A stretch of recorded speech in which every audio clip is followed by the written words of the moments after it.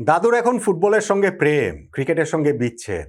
যেই কারণে বাংলাদেশ অস্ট্রেলিয়া টি-20 ম্যাচে টার্নিং পয়েন্টের ভিডিও দিচ্ছেন না। এরকম কমেন্টস করেছেন। আমি একটু আগে একটা ভিডিও ছেড়েছি লিওনেল মেসির ওই লাল কার্ড বিতর্ক নিয়ে। সেখানে একজনের এরকম একটা কমেন্ট দেখলাম, দাদু 63 বছরের বৃদ্ধ মানুষ, দাদু তো বটেই, কিন্তু ঘটনা এরকম না, প্রেম বিচ্ছেদের ইস্যু না। ইস্যু যেটা সেটা হচ্ছে গিয়ে, আমি আসলে স্টুডিওতে ছিলাম না, একটা টেলিভিশনের টক শোতে গিয়েছিলাম। সেই সময়টাতেই আসলে বাংলাদেশে খেলার শেষ অংশটা হয়েছে। স্টুডিওতে আসতে একটু দেরি হয়েছে, যেই কারণে ভিডিওটা করতে দেরি হচ্ছে। মেসির ভিডিওটা যাওয়ার আগে টক শোতে করে গিয়েছিলাম, এতক্ষণ ভিডিও এডিট হয়েছে, এসেই তাই মেসির ভিডিওটা ছাড়লাম। এখন এই কারণেই এই ভিডিওটা করতে বাংলাদেশ অস্ট্রেলিয়া টি-20 ম্যাচে একটু দেরি হয়ে গেল।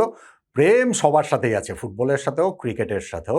আর তাও যেহেতু ক্রিকেটে আমাদের খেলা, এই দেরি হওয়ার জন্য আমি দাদু ক্ষমা প্রার্থনা করছি, সরি বলছি।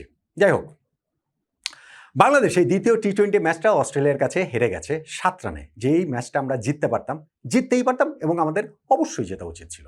আমরা জিততে পারিনি কেন? সোশ্যাল মিডিয়াতে দেখলাম আব্দুল গাফফার সাকলাইনকে ধুয়ে ফেলা হচ্ছে।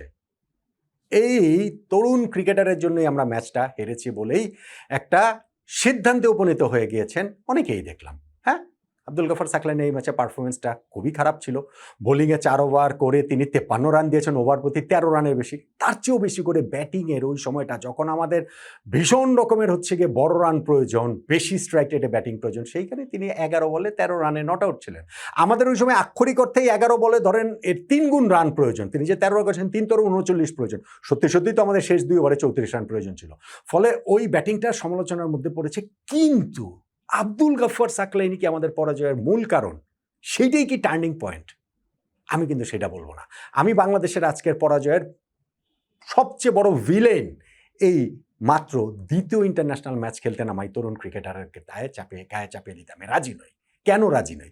সেটা তিনি শুধুমাত্র দ্বিতীয় ম্যাচ খেলছেন বলেই নয় ভাই। এটা পারফর্মিং আর্ট। এই দুনিয়াটা বড্ড নিষ্ঠুর, বড্ড নির্মম। আপনি ন্যাশনাল টিম পর্যন্ত এসেছেন, আপনার যোগ্যতায় এসেছেন, এবং সেইখানে যখন আপনি পারফর্ম করতে পারছেন না, তখন এটা দ্বিতীয় ম্যাচ খেলছেন না প্রথম ম্যাচ খেলছেন, দলের ওই পরাজয়ের ওই হিসাব নিকাশের মধ্যে ওই চিন মিউজিকটা আপনাকে ফেস করতে হবে। ফেয়ার এনাফ, আমি মানি। কিন্তু আমি ম্যাচের হিসাবে আমার মনে হয় না যে বাংলাদেশে এই ম্যাচ আব্দুল গাফফার সাকলাইনের কারণে হেরেছে। কেন আমি এমনটা বলছি? টার্নিং পয়েন্টটা তাহলে কোনটা? বাংলাদেশের ম্যাচের শেষ অংশটা যদি দেখেন, তাহলে মনে হবে যে না, আমরা খুব ক্লোজ গিয়েছিলাম, মাত্র 7 রানে হেরেছি। টি-20 ম্যাচে 7 রানে হার মানে একটু এদিক ওদিক হলেই আমরা জিতে যেতে পারতাম। শেষ অংশ দেখেন, লাস্ট 3 বলে আমাদের 18 রান প্রয়োজন ছিল, 3টা ছক্কা লাগে। তাওহিদ হৃদয় ছক্কা মেরে দিলেন। 2 বলে দরকার তখন 12 রান, 2টা ছক্কা লাগে। কিন্তু পরের বলটাতে ছক্কা মারার চেষ্টায় টপ এজ হলো, কিপারের মাথার উপর দিয়ে গিয়ে কয়েক ড্রপ করে সেটা 4 হয়ে গেল। ছক্কা তো আর হলো না, ফলে বাংলাদেশ ম্যাচে হেরে গেল। কেননা লাস্ট বলে তখন আমাদের 8 রান প্রয়োজন, ছক্কা মারলেও লাভ হবে না, তাও আমরা 1 রানে ম্যাচটা হারবো। ওই ছক্কা মারার চেষ্টাতে হৃদয় গিয়ে লং অন বাউন্ডারিতে ক্যাচ দিয়ে তিনি আউট হলেন। কিন্তু এই যে 3 বলে 18 রান প্রয়োজন, এরকম একটা অবস্থা, বা লাস্ট 2 ওভারে 34 রান প্রয়োজন, বাংলাদেশ এরকম একটা অবস্থায় গেল কেন? এরকম একটা অবস্থায় কি আমাদের যাওয়ার কথা ছিল? আমরা 196 রান টার্গেট পেয়েছিলাম অস্ট্রেলিয়ার বিপক্ষে। সেইখানে 10 ওভার শেষে বাংলাদেশের স্কোর তো ছিল 2 উইকেটে 103 রান। প্রথম 10 ওভারে 103 রান করেছি, মাত্র 2 উইকেট হারিয়ে। পরের 10 ওভারে 94 রান প্রয়োজন, 8 উইকেট হাতে নিয়ে। কেন আমরা করতে পারবো না? 12 ওভার শেষে 2 উইকেটে 122 রান, শেষ 8 ওভারে আমাদের 75 রান প্রয়োজন। কেন আমরা করতে পারবো না? এবং ওইখানটাতে যে পার্টনারশিপ হয়েছিল, হ্যাঁ, শুরুটা আমাদের ভালো হয়েছিল। ব্যাটিংয়ের 3 ওভারে আমরা 42 রান তুলে ফেলেছিলাম। তানজিদ তামিম এবং সাইফ হাসানের ওপেনিং পার্টনারশিপ। তানজিদ তারপরে হচ্ছে গিয়ে আউট হয়ে গেলেন, ম্যাট রেনশোর বলে কটন বলটা। ভাই, রেনশোরের এই সিরিজে আমরা মোটামুটি তাকে অলরাউন্ডার বানাই দিলাম, বোলার হিসেবে স্ট্যাবলিশ করে দিলাম। যাই হোক, ওই ব্রেক থ্রুটা হলো। সৌম্য সরকার আরও একটা প্রমিজিং ইনিংস তার শেষ হয়ে গেল, কিন্তু পারভেজ হোসেন ইমন ও সাইফ হাসানের পার্টনারশিপে বাংলাদেশ জয়ের কক্ষপথে ছিল। বলছিলাম আমি 10 ওভার শেষে স্কোর, 12 ওভার শেষে স্কোর, শেষ 8 ওভারে 75 রান লাগে। ওই সময় 36 রান করা পারভেজ হোসেন ইমন আউট হয়ে গেলেন, এবং তাকে আউট করার পরে মিচ মার্শ, অস্ট্রেলিয়ার ক্যাপ্টেনের সেলিব্রেশনটা আপনি দেখেছেন তো? নিশ্চয়ই দেখেছেন। অস্ট্রেলিয়ানে কিন্তু এই মাত্রায় সেলিব্রেশন বাংলাদেশের বিপক্ষে একটা উইকেট পেয়ে পড়ে না। কেননা তারা ওই উইকেটটাতে বুঝতে পেরেছে যে, সেন্স করতে পেরেছে যে, বা তাদের হাতের মুঠোয় থাকা ম্যাচটা আবার তাদের দিকে নিয়ে আসা সম্ভব। নেক্সট ওভারটাতে সাইফ হাসানও আউট হয়ে গেলেন, যিনি 42 রান করেছেন, অহেতুক উইকেট বিলিয়ে দিয়ে আসলেন। কিন্তু তারপরেও বাংলাদেশের ম্যাচটা জেতা উচিত ছিল। শেষ 8 ওভারে আমাদের 75 রান প্রয়োজন, হাতে 8 উইকেট নিয়ে, অবশ্যই জেতা উচিত। পারভেজ হোসেন ইমন আউট হওয়ার সময় আমাদের 44 বলে 67 রান প্রয়োজন, অবশ্যই 7 উইকেট নিয়ে জেতা উচিত। এমনকি সাইফ হাসান আউট হওয়ার সময়ও আমাদের ওই সময় আরও 40 বলে 65 রান প্রয়োজন। ওই ম্যাচটাও তো আসলে হাতে যখন 6 উইকেট আছে আমরা জিততেই পারতাম, কিন্তু আমরা জিততে পারিনি।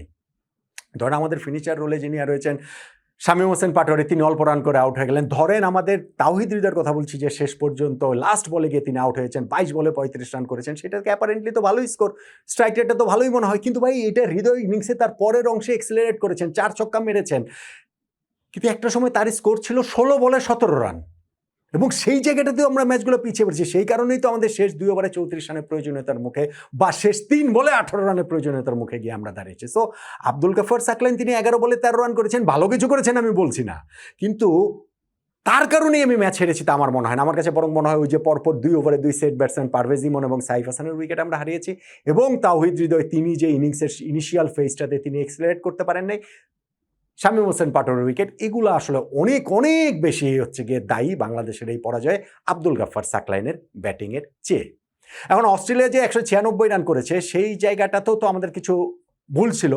অস্ট্রেলিয়ার শুরুতে পাওয়ার প্লেতে আমরা 44 রানে 3 উইকেট তুলে নিয়েছি, তারপরে তারা একটা পার্টনারশিপ করেছে 50 বলে 97 রানে টিম ডেভিড এবং ম্যাট রেনশো, এবং ম্যাট রেনশোর তো আমরা দুইটা তাকে লাইভ দিয়েছি, টাফ চান্স ছিল কিন্তু লাইভ তো বটেই। 50 করার পরে যেমন নাহিদ রানা তার কটন বোল্ডের চান্স মিস করেছেন, আরেকটা হচ্ছে গিয়ে 77 রানের সময় নাসুম তার ক্যাচ মিস করেছেন শর্ট থার্ডে, শেষ পর্যন্ত তিনি 89 রানে নট আউট ছিলেন এবং অস্ট্রেলিয়ার স্কোরটাকে ওইখানে নিয়ে গেছেন 196 রানে, যেই স্কোর চেজ করে বাংলাদেশের আসলে জেতা উচিত ছিল। এবং বাংলাদেশের ওই বোলিং ডিসপ্লের ওই জায়গাটাতে ধরেন যে পাওয়ার প্লেতে 3 উইকেট নিয়েছে, আমি বলছিলাম ফার্স্ট উইকেটটা আমরা নাসুম তুলে নিয়েছেন জশ ইংলিশের, সেইটা কি বলা চলে আম্পায়ার্স কলে আমরা উইকেটটা পেয়েছি, তারপরে নাহিদ রানা এসেই বোলিংয়ে উইকেট পেলেন, যেইটা ইন্টারন্যাশনাল ক্রিকেটে কিন্তু এটা নাহিদ রানা মাত্র সেকেন্ড টি20, 1 বছর আগে একটা টি20 খেলেছিলেন, ফলে ওইটাও তার জন্য একটা গুড স্টার্ট। মুস্তাফিজ এসেও উইকেটটা তুলে নেন, মুস্তাফিজের লাস্ট ওভারটা অবশ্য আজকে আবার খারাপ হয়েছে, ফলে এই জায়গাটা থেকে এসে আমরা শুরুর যে আমরা ম্যাচে অস্ট্রেলিয়ানদের উপরে চাপ তৈরি করতে পেরেছিলাম সেই চাপটা তো আর আমরা ধরে রাখতে পারিনি।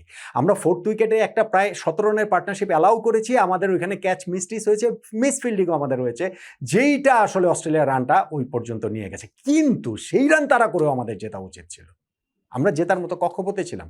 আমরা 10 ওভার শেষে 12 ওভার শেষে আমাদের যে অবস্থা ছিল তাতে বাংলাদেশ ম্যাচটা জিততেই পারতো, আমরা শেষ পর্যন্ত যে জিততে পারি নাই, তাতে টার্নিং পয়েন্ট হিসেবে আব্দুল গাফফার সাকলাইনের ওই 4 ওভারে 53 রান দেয়া, কিংবা ব্যাটিংয়ে যে 11 বলে 13 রানে তিনি নট আউট ছিলেন, সেই জায়গাটাকে সামনে নিয়ে আসাটা খুব ফেয়ার হয় বলে আমার কাছে মনে হয় না। বরং আমার কাছে মনে হয় বাংলাদেশের আজকের এই পরাজয়ের টার্নিং পয়েন্ট পরপর 2 ওভারে আমাদের 2 সেট ব্যাটসম্যানের আউট হয়ে যাওয়াটা, তানজিদ হোসেন তামিম এবং আমাদের পারভেজ হোসেন ইমন এবং সাইফ হাসান, এই 2 সেট ব্যাটসম্যান যে পরপর 2 ওভারে আউট হয়ে গেলেন, ওইখান থেকে আমরা আর রিকভার করতে পারিনি। তাওহিদ হৃদয় তার ব্যাটিংয়ের ইনিশিয়াল ফেজটাতে খুবই স্লো খেলেছেন, যেই কারণটাতে আমরা ম্যাচটা হেরেছি। এগুলোই তাই আমার কাছে বাংলাদেশের এই দ্বিতীয় ম্যাচে পরাজয়ের টার্নিং পয়েন্ট। সিরিজটাও আমরা হেরে গেছি, এর মাধ্যমে এটাও বলতে ভুলে গেছি যে অস্ট্রেলিয়ার সঙ্গে পরপর 2টা টি20 ম্যাচ হেরে আমরা সিরিজও হেরে গেলাম। লাস্ট সিরিজটা আমরা 4-1 জিতেছিলাম, ওই যে সেই কুখ্যাত সিরিজ মিরপুরের, ঠিক আছে, এটা ভালো উইকেটে খেলা হয়েছে, কিন্তু আমরা সিরিজটা হেরে গেলাম। লাস্ট ম্যাচটা বাংলাদেশ এখন কেবলমাত্র প্রাইডের জন্যই আমরা খেলবো, সিরিজ জেতার আর কোনো সম্ভাবনা আমাদের নেই।